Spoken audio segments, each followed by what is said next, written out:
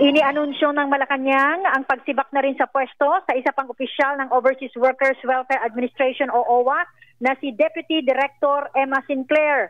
Sa press briefing dito sa Malacanang, sinabi ni Palace Press Officer at Presidential Communications Office Undersecretary Attorney Claire Castro na nakita na si Sinclair ay sangkot umano sa hindi otorisadong 1.4 billion pesos na land deal transaction ng OWA.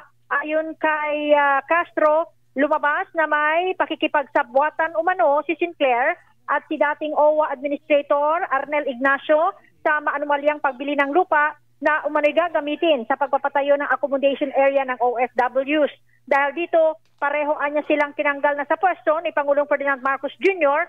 dahil sa kawalan na ng tiwala at kumpiyansa o loss of trust and confidence sa mga ito. Ayon kay Castro, patunay lamang ito ng panawagan ni Pangulong Marcos sa lahat ng opisyal ng gobyerno na huwag manloloko at gampanan ng maayos ang kanilang trabaho.